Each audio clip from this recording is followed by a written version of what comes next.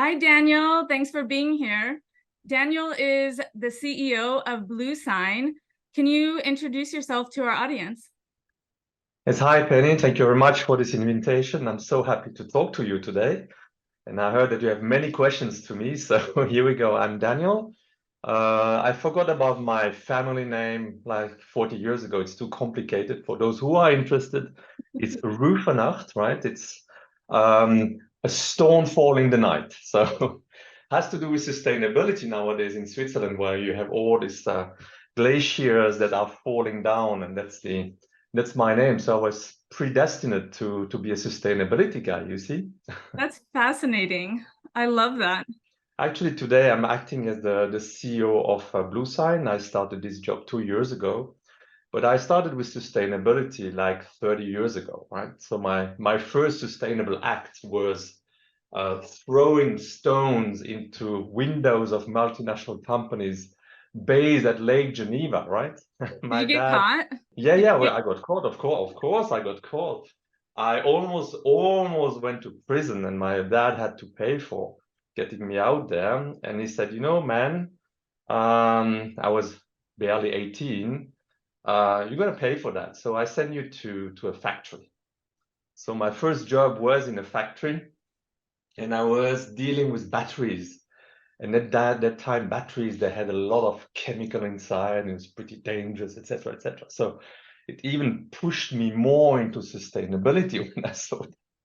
So I started my job as a career for the Swiss government, where I was traveling around the world. At that time, we were working for trade and aid. It was very trendy that, northern countries were helping southern countries by helping them to trade products, sustainable products, already in the 90s, into Switzerland. That was a big thing. So I started my career as a normal man job, as a consultant to the Swiss government to help to find and identify companies that could export to Switzerland to increase and make the better living of the employees of these factories with an exchange with Switzerland. Then I met the founder of a brand in late 90s that was called Switcher. It was the first one of the biggest t-shirt importer in Switzerland. And at that time in the 90s, the trend was about human rights. When you talk sustainability today, it's all about impact and how to reduce and planet, etc. But in the 90s, we were really talking about human rights, and you saw all this, big brands getting caught because there was child labor and it was associated to bad human conditions, etc. So that was very trend. So he said, "Hey, I have a problem with my brand. We need to solve this. We have NGOs in front of the door, and they want me to be more clean in my production." So I joined this company, became kind of partner in the company, and during 10 years, we moved from a traditional sustainable brand, textile brand, and we went into something very sustainable. So we had the first in the 2000. You have to imagine today we are talking about sustainability, about traceability, about digital passport, about where's the stuff coming from, etc. So in 2001, we already launched our first traceability tool on the cleanest T-shirt in the world. So we were selling a T-shirt where we knew where the cotton field was, where the cotton was, how it was transported to India. So the cotton was in Mali, transported to India, spinning, weaving, milling, etc. All was under control, all was tracked, and we were selling it into Switzerland. So at that time, we were already the first, it was the premises of measuring the CO2 emission. Was anybody else doing that? No, we were the first one. And I put it into 500 shops, and it didn't sell because people were not interested. So we were cleanest t-shirt in the world, right? We had a big point of sales, marketing, etc. And everybody was believing in it and nobody was buying it. So what did I do? We put it back into the normal, rayon where you sell the garments, and everybody was buying because they were not asking questions. And since then, in my opinion, you know, I would say that consumers are kind of sheep because they buy what you sell them. So I strongly believe that the responsibility of being more sustainable comes from the companies and not necessarily only from the consumers. Because the consumer, they can only buy if it's available. Nowadays, I agree, the consumer are more aware and they work more on, or they want more to, you know, to buy recycled stuff or upcycled stuff, or they look at it a bit more than before. But before, in the last 20 years, consumer just bought what we were offering them. And many companies were very successful by offering sustainable products because it was of their choice. And for me, the responsibility of the companies is very important. Then after that, I went to SGS, where we turned SGS into one of the leading companies in sustainability. We got some awards. We were rated very positive in the sustainability awards, the Dow Jones sustainability. So we were really at the forefront. It's a company with 160 countries active, 100,000 employees, and turning over more than 6 billion Swiss francs or dollars. It's exactly the same. And after that, I was offered, because Bluesign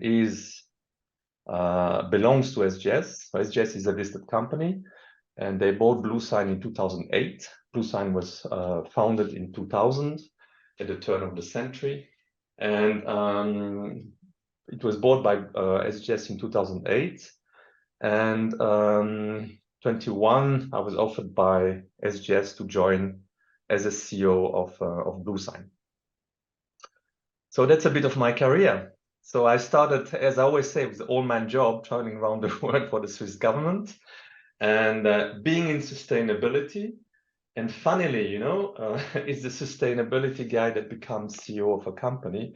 Usually, you try to do the business first, right, and then sustainability. And here you do sustainability first, and you end up at the helm of a big player in the textile industry in the market, because textile, we know, it's a big issue in terms of impact. I love that you followed your passion. Did you know back when you were throwing rocks at the buildings that you wanted to be the CEO of a company, or you just had this activist mindset? No. I wanted, because I understood very quickly that you have to integrate sustainability into the business, because it doesn't work if it's in parallel to business. And I wrote my thesis on integrating sustainability into business, right? And that was back in the 80s, right? And when I was writing it, everyone was saying, "You are crazy. This cannot work. You cannot bring sustainability into a company." And even my professor said, you know, that's a dangerous theme. You will never succeed with the theme. And at the end, he said, it's one of the best thing I've ever read. It's true. We have to do that. We have to integrate it into the DNA of a company. And when it's integrated, it's fabulous, because you can also see how, you know, what the benefits are of sustainability. Because it's not only a burden, it's also, when you change the way of doing things, it's also about resources management. It's also about less costs into resources. It's about better, that's about well-being of the people, better people to retain your talents, etc. So there's so many benefits around sustainability. Today we tend to consider it as a burden, which is not the case at all. And Bluesign also is proving that with his resource management system, that you actually can save resources, and that the less you use, the better for the planet, of course. So if you can't market to consumers, how did you market it to companies that this was going to be a good thing? It's a challenging question, because it's the chicken and the egg. Huh? We would say, okay, the consumer must know about, and if the consumer doesn't know about, how could he choose? And if you don't produce it and if you don't make it available, it's really the chicken and the egg. It has to go both in parallel. I always think that when you are at the helm of a company And I said it all the time during my career to all the sustainability people that came to me and say, how can you be sustainable? And how can you say, you know what, there's a first rule. If the CEO doesn't believe in sustainability, just run away because your job is worth nothing. Mm. So it has to be a natural choice. And I must say, over the last 20 years, it was evolving. Companies have evolved. Companies have, sustainability in the beginning of 2000 was, it was the Wild West. You were doing a bit of sustainability report, you were a bit of environmental, then a bit of social, then a bit of human rights, and a bit. And it really became serious stuff, to be honest, and that's only my position here. When the financial world put three magic letters on it, ESG, environmental, social, governance. And from there onwards, everybody understood what we mean by sustainability in a company. Environmental, reduce the impact, social, improve the living condition of the people, and the governance, having a well-governed company with all this in some norms. And you have the norms of the GRI, the Global Reporting Initiative, that gives descriptions of KPIs. You have in the US, you have accounting norms that are coming. So it's getting structured and it's getting a profession, right? When I was doing this in 2000, there was nothing around about that. You were doing this by entrepreneurship, by feeling. And we knew that, okay, we had to handle all these child labor issues in India, Bangladesh, etc. But we knew also that we had to take care of the planet. But let's say the weight was not there. Now today the weight is even, ESG. And very often I get the question, what is more important, E, S, or G? Oh, interesting. And funnily today I answer E. You know what? Because we don't have time anymore. And there are 2 or 3 things in the E that need to be solved, not to save the planet, but to save the human being. And then I will come to Bluesign, the role of Bluesign in that. But, I would have 20 years ago, I would have said, human rights are important. You need to treat properly the human. It's unfair. Okay, fine. Today, it's too late for a lot of environmental issues. Climate change, we see it every day, whether you're in favor or against, we face it, right? The plastics is all over the place. It's killing us. And the chemicals, the impact of the chemicals. So if you solve these 3 issues, in my opinion, you solve the humanity indirectly. And then, of course, you can take care of the people, etc. But we have 3 main issues that we have to solve first before we can move in this S and these Gs. And I always say the S, paying people better, respecting human rights, it's a matter of willingness, of willing to do it and of paying for it. Because it's not normal nowadays that we pay these low salaries and that we have these bad working conditions. But on the other hand, it's part of this global competition. But what should not be, and I always say sustainability has no competition. That's a strong word. Sustainability should not have competition.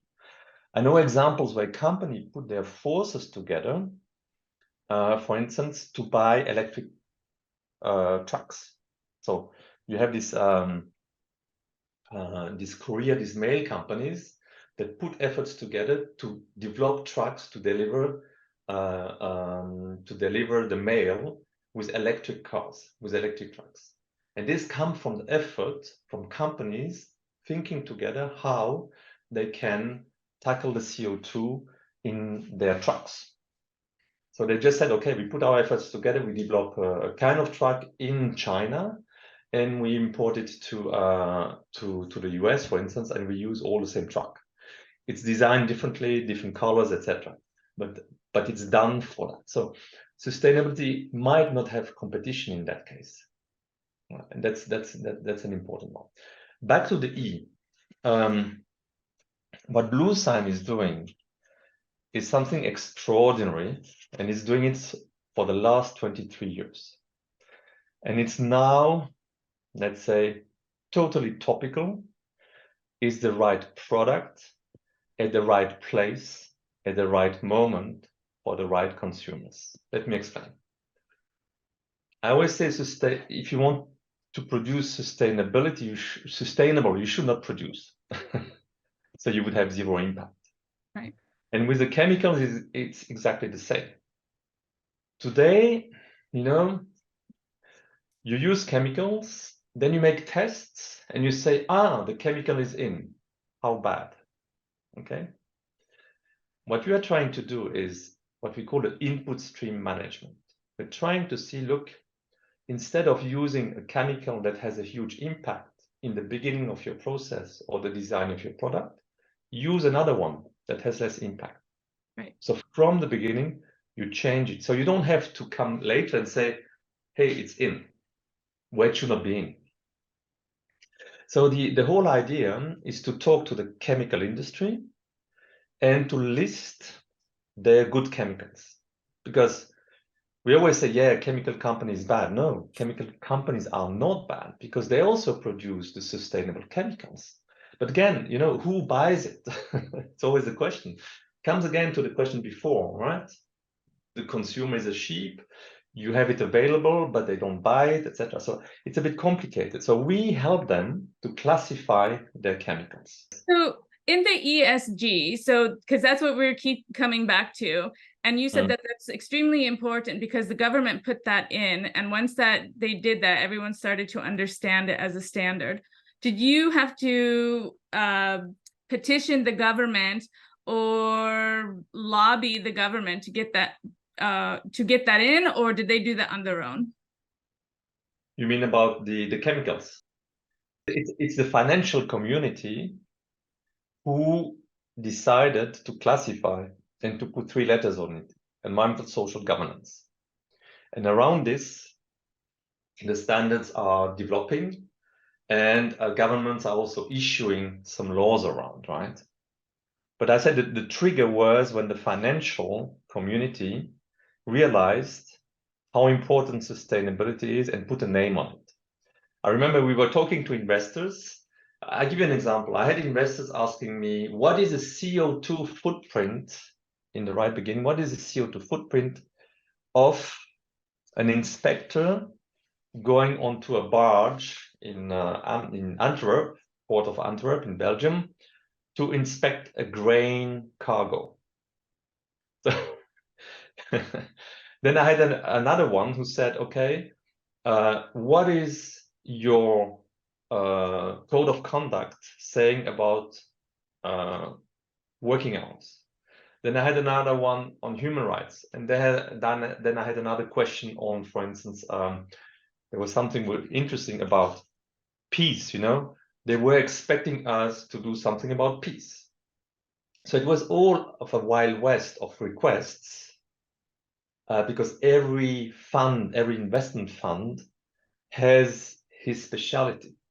They would say, okay, we concentrate on human rights, we concentrate on environmental, we concentrate on governance only. So the whole thing around this ESG has narrowed down a little bit, and now we really focus. And I guess we really focus on the right thing. What was the catalyst for the financial community to label it? Because they were working without it for a while. Yeah, there was a fund, an American fund that BlackRock. Mm-hmm. Yeah, and BlackRock was one of the initiator of this ESG movement. When the CEO, owner, and founder of BlackRock said that all the investments should have a tag with sustainability, an ESG tag.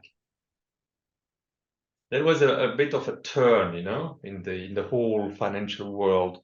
I mean, there were funds before concentrating on elements, but as I said, the ESG became more,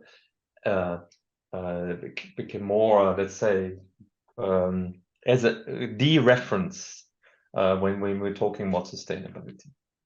So when there's all of these companies, you describe it as a Wild West, and when there's all of these companies doing a little bit here on sustainability and a little bit here, how did you become the standard? How did Bluesign become the standard? Yeah, okay. That's a good point. As I said, Bluesign started 23 years ago. That was a really fantastic idea to remove the bad chemicals from the production. And it evolved over time. You know, our list became always bigger, and our partners, because we have partnerships, became always more. And we had references like Patagonia or like REI, like big companies that are joining us because they thought it was the good movement.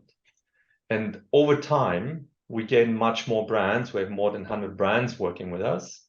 And we focus with the brands on their value chain, on their supply chain, to improve the supply chain together. And the whole idea and why it works is because the brands are committed to Bluesign, and that the manufacturers and the chemical industry are working together to use better chemicals to give better products to the brand. So it's an ecosystem between really three actors: the chemical industry that makes better chemicals, the manufacturers that produce materials based on better chemicals, and the brands that start buying these products because they know they are not harmful and hazardous chemicals in their production. And petit à petit, right, over 20 years, we gained our reputation, we gained new customers, word of mouth, etc., marketing. And at the end, we also have a consumer label. So if you go to Mammut, for instance, if I can mention Mammut as an example, or you can go to other brands, and they have the Bluesign label. And on the Bluesign label, it says made with respect, with less harmful chemicals. So we also have a consumer-facing label that helps the consumer to make a better choice. So would you say that partnerships are one of the leading factors of your growth and success? Absolutely, absolutely. Because we work, it's an ecosystem. We all work together. That means, for instance, we help the chemical industry to bring better chemicals on the market, and we have tools to help them to do that. We have a finder, and in this finder we publish all the positive chemicals that they produce. Then we promote the better chemical management with the manufacturers. So we help them to use better chemicals, to change their processes, to produce better materials, right? And then we look at the brands. We have brand assessments where we help them to have a better behavior in their value chain. And it's all about partnership. So we are not there and naming and shaming, right? We help them to improve. And that's the whole success of the system, because Bluesign is there to help these partners to have less impact on the planet. Again, don't use it so you don't have the impact, or use better chemicals so you have less impact. Right? That's the whole system about. And what we have to understand is there are so many NGOs out there, or so many initiatives out there who would actually say chemical is a bad thing, or they would start, trying to attack this industry. Yes, of course. I mean, when you look today at the CO2 footprint of the textile, it's more than 20% of the CO2 footprint coming from the textile industry, which is enormous, and dyes, water, etc. So it's a big actor there, and Bluesign is there to help them to change. Of course, we are too small to make the big change, right? And I hope that we grow bigger to have much more companies to adopt our system partnership. But the whole idea is really to, in terms of sustainability of the planet, to remove it, right? Because removing it means less CO2, means less waste, less sickness, less illness. And I'm sure that, these changes come from the industry. It can come from regulation, of course, because the regulator, and that's my interpretation again, so Penny, don't take it bad here, but we are having this 2030 development goals, sustainable development goals, right? 17 goals. So we had a few goals back in the mid 2010 to 2015 that we did not achieve, right? The Millennium Goals. We did not achieve them. There were 8 or something like that. So we said it's a good idea to add another set of 17. And is a CO2 emission goal, is this impact goals. And I must say one thing, I'm really convinced that we are not going to achieve them, right? We're not going to meet that goals. So at some point, we're already looking at the 2050 goals. So we will struggle to get the 2030 achieved. So at some point, you will have legislation kicking in. You see it already with the digital passport in Europe, where I say you need to have the traceability of your product, where it's coming from. You need to have the performance. What is the CO2 emission? What is the waste, etc., for the garment industry in particular. And you can feel it that the legislator will come with new laws because we, on a voluntary base, we will not achieve these SDGs. Not even talking about the 2 degrees of warming by 2050, where we are already, probably really on the wrong track. And that's why my suspicion is that legislation will come in and very strong. And so, message to you guys: we have another 6-7 years where we can live in peace. But I guess as of 2030, it's going to be very serious, because I thought I would never face climate change. I would never face what I predicted when I was a young man, because I was, and now I face it. I face it myself. Climate change, I face it myself. We had last week, we had in Switzerland, we had 37 degrees, which is the peak of the century. Well, it's waters off of Florida are reaching 100 degrees. So I think everybody is feeling it, and there's going to get to a point where we cannot deny it. Yeah, exactly. Yeah. Hopefully we get to that point. It's hard to deny, but there are still people who... So yes. We all know that the climate change is here, and we're hoping that legislation kicks in because it's going to get so extreme. But you were saying on a voluntary basis, we are not getting enough people to do this on their own. What are the challenges you face in terms of getting awareness of the Bluesign brand so that companies want to join on their own? Mm-hmm. Mm-hmm. It's an excellent question. First of all, that nobody wants to talk about chemical.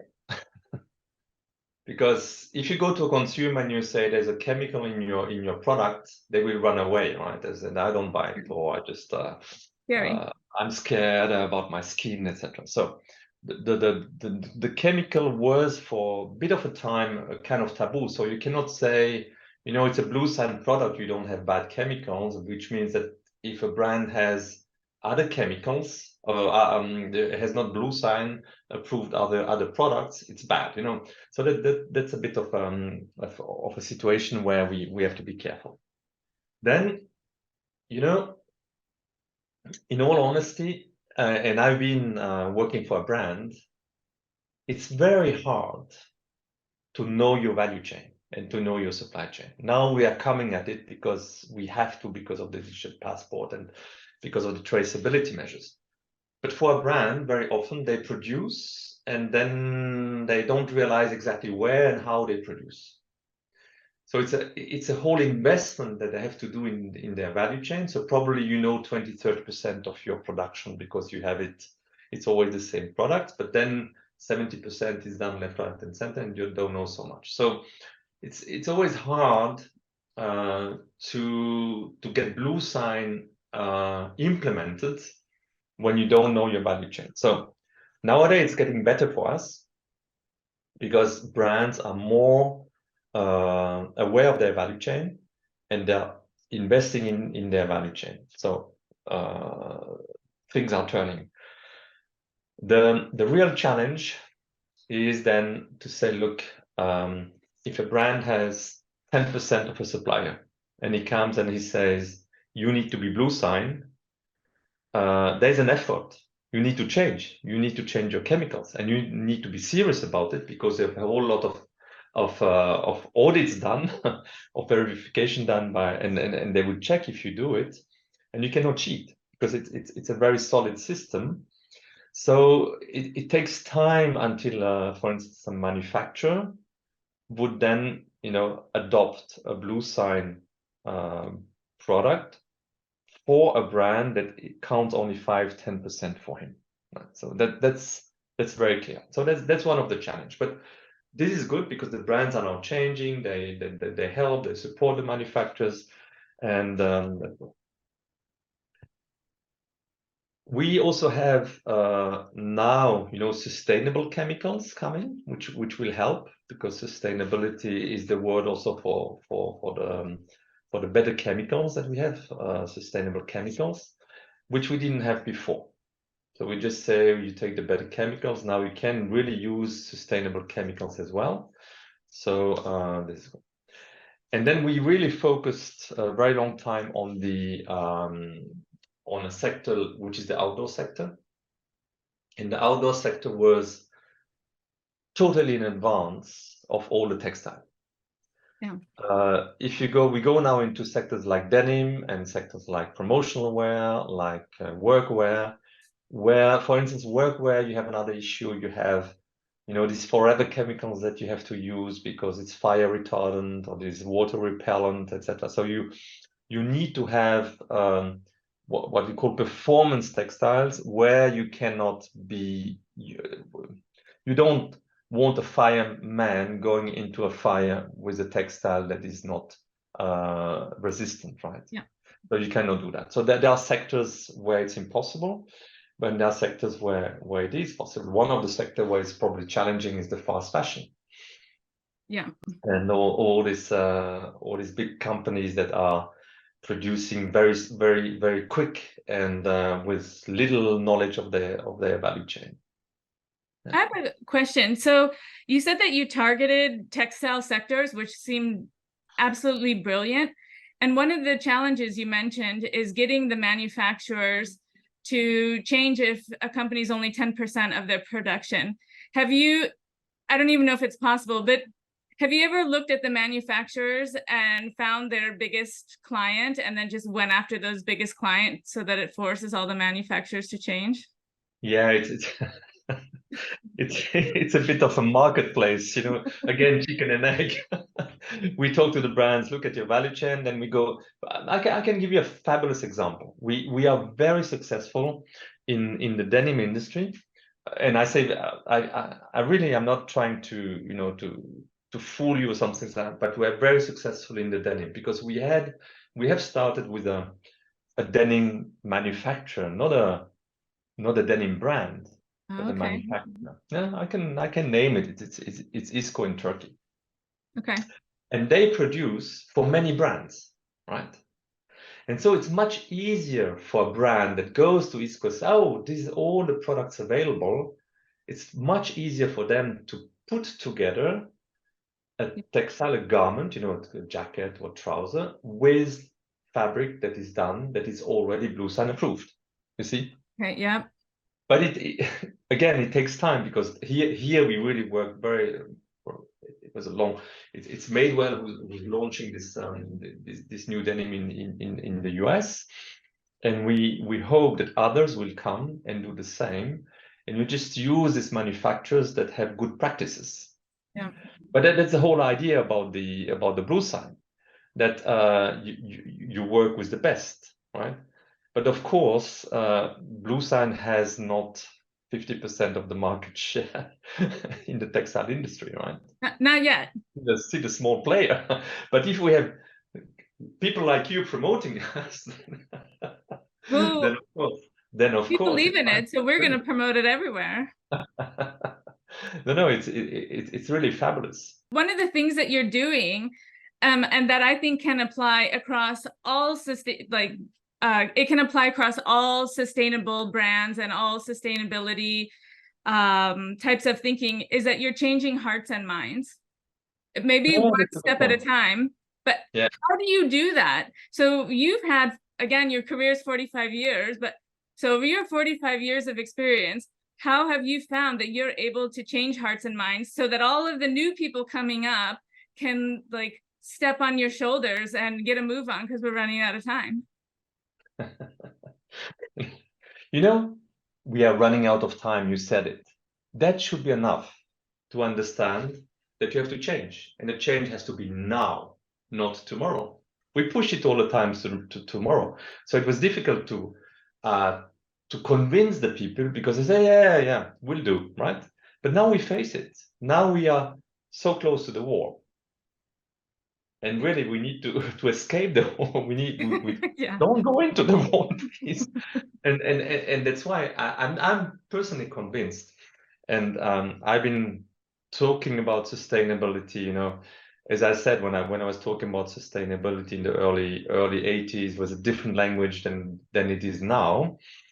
But now I think we are ready, and that's the whole difference. Now, when I look at the new generation.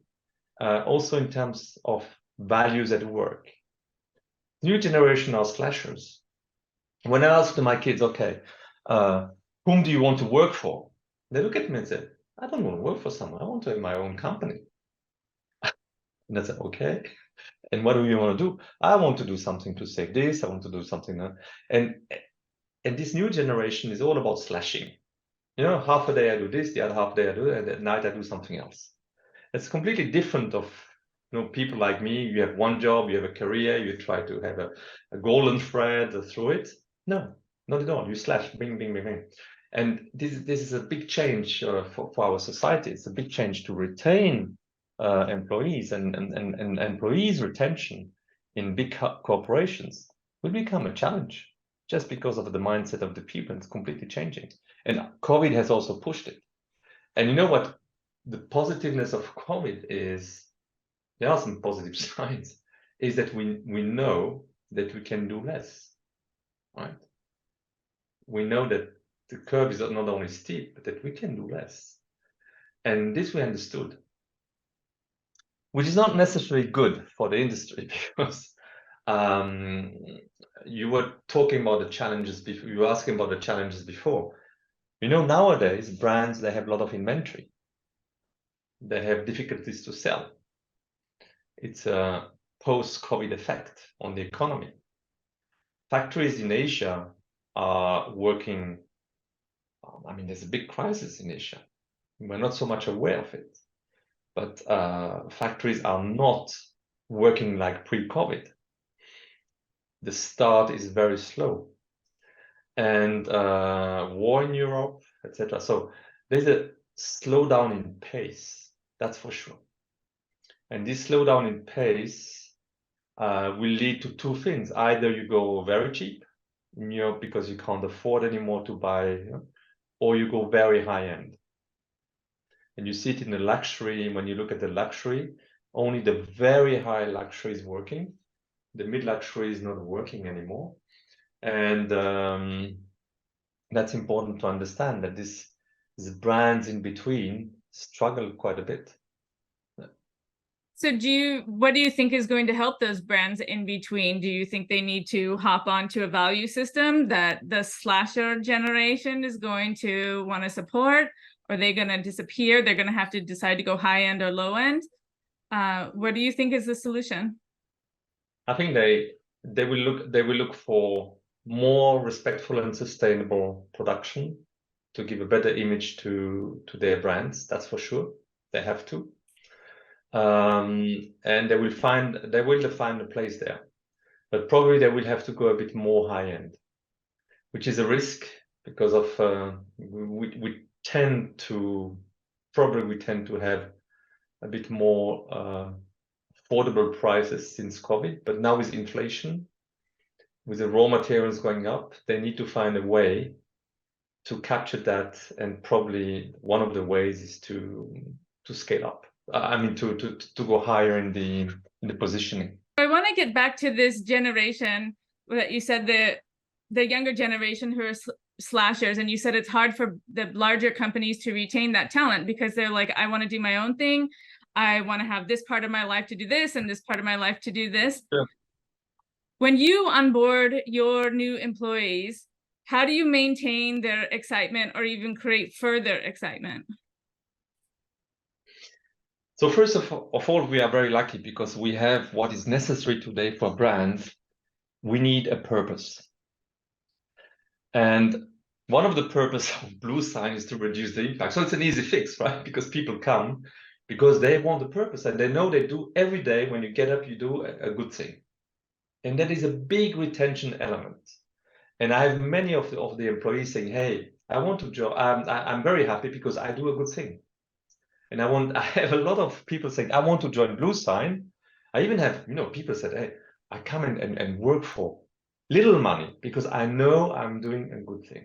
So people who have done money in other occasions, etc. And they said, no, I want to work for Bluesign because we are removing these bloody chemicals from the market. And chemicals is important for me because of the next generation, etc. So we face that, right? And you know what? It's a funny story because we introduced at SGS, we introduced the purpose. Because we always said, mission, vision, complicated thing, it's too much for the people, they don't get it. So we introduced the purpose and communicated the purpose of the brand, which had a fabulous effect on the retention of the elderly people in the company because they really loved it, right?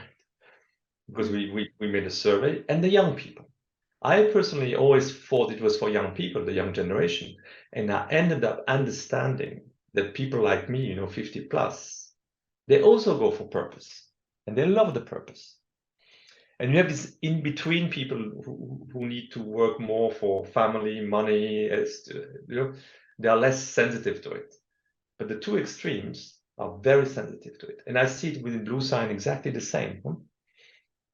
So I have the guys who need the money to survive, So it's a bit a different story. But in terms of attraction and in terms of retention, the purpose is the best tool. Well, people want to be something, part of something that's larger than themselves. Exactly. Yeah. Are there common misconceptions in sustainability? Yeah. One is that you think that sustainability is only cost and only expensive, which is not true. And you can see, producing differently, producing cheaper, is also going through sustainability, less resources. The real problem is that when it's sustainable, when it's more green, when it's more good for the planet, you have to pay more, right? The reality is when you use less resources to produce, when you use less water, when you have less waste, isn't it cheaper in production? It's just a question.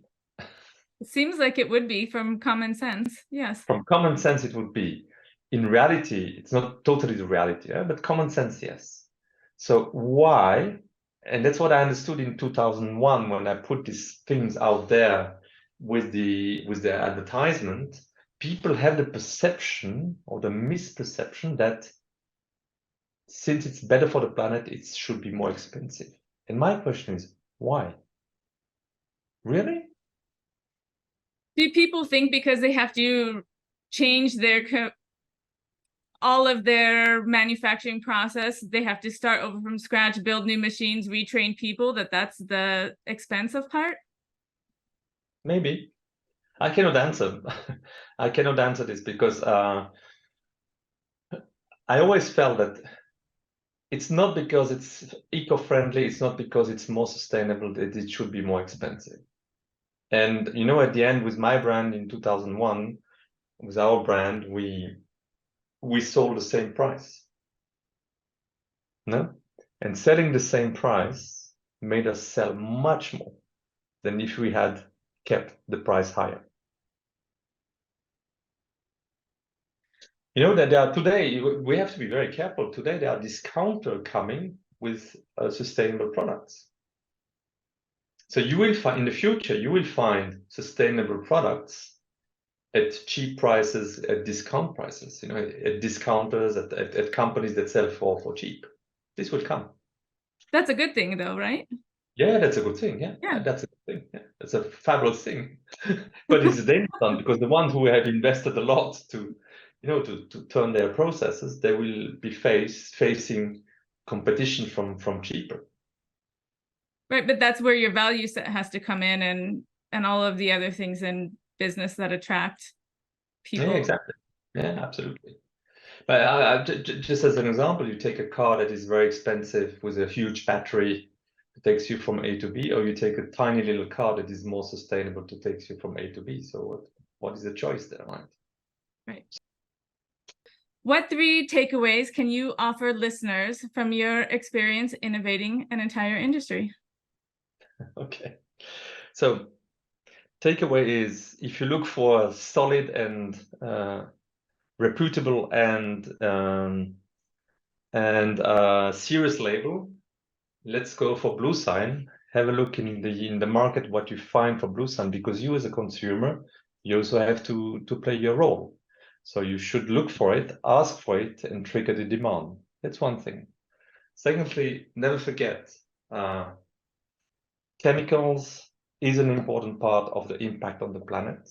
We have to solve this problem, like CO2 and like the plastics. Those are the 3 things that we need to solve immediately to save not the planet but the humanity. And the last one is, sustainability is everyone's responsibility. So whatever you can do around you, in your job, in your family, in your social activities, really preach the values of sustainability, reducing the impact, look for solutions to reduce the social impact, environmental impact. That's important. Can you talk about how sustainability is profitable for companies? First of all, I said ESG became notorious with investors. So you realize that companies that have better scoring in sustainability are also performing better on the stock exchange. Because today investors are looking for long-term investment, balanced investments, and that's important. So that's not about profitability, but it's about getting the investments. For other companies that are not listed, or when I say listed, it's also with private equity, but when not listed, sustainability helps you to look at your business in a different way. You have to look at your business in a way that you can save money while you save resources. And that's important, because most of the time we think that being sustainable is only a cost add. But I can give you hundreds of examples where, as a head of sustainability, I could reduce the electricity cost. I could reduce the consumptions. I could reduce the waste. I could reduce the water consumption, which is contributing directly to your bottom line. Right. So sustainability for me, if you look at really in an economical way, it is a way to reduce your cost. Marketing about sustainability is a way to spend more, right? But if you look at your processes, yeah. And it's logical, it's, as you said before, it's common sense. The less you use resources, the less the cost. And for chemicals, exactly the same. The better chemicals you use, the less cost you have afterwards. I like how you focused on being positive to encourage people to change instead of naming and shaming. Can you talk about that a little bit more? Yes, of course. Look at it in a positive way. Today, we don't have time anymore. We are not going to reach the 2030 targets. We're not even going to reach 2050 targets. And everyone is reducing on the whole world is going to impact and reducing the impact. What we should do instead is to look positive and to do the positive things to try to reach those targets, because by doing the reduction, we will never meet them. Would this be a great example? People should stop trying to reduce their energy, but instead put a solar panel on the roof. So the example would be, we all try to reduce the energy consumption, right? So by putting solar panels on your roof and producing energy, you not only reduce your consumption, but you add energy into the grid. So you become positive. When you build a house nowadays, you have houses that are what we call net positive. They don't consume energy anymore, the houses, but they produce energy for the grid and for the society. And that's the real value to society that we are going to have if we are positive. Reducing, it's too late. By reducing, we will never reach our targets. By doing the positive to reach these targets, we're going to make it. I love this mindset. Thank you. Well, for all of the industries who now want to partner with the Bluesign to have them have the Bluesign label on their products, how do they get in touch with you? Daniel_Rüfenacht at bluesign.com. Okay. You just go on the website bluesign.com and you will find all the information on our services. Wonderful. Daniel, thank you so much for being here. I cannot wait for Bluesign to grow and get even bigger because we need you guys now more than ever. And I really appreciate your time and all of your insights. They're just fabulous. Thank you very much, Penny, and thanks for your great questions. I loved it. Thank you very much. Thanks to everyone for watching today. We will be featuring a new speaker each month, so be sure to like and subscribe to catch the latest episodes produced by Ethera. Ethera is a creative studio that specializes in branding and UX UI design. You can check out our work at etheracreative.com. Please consider us for your next design project. Thank you.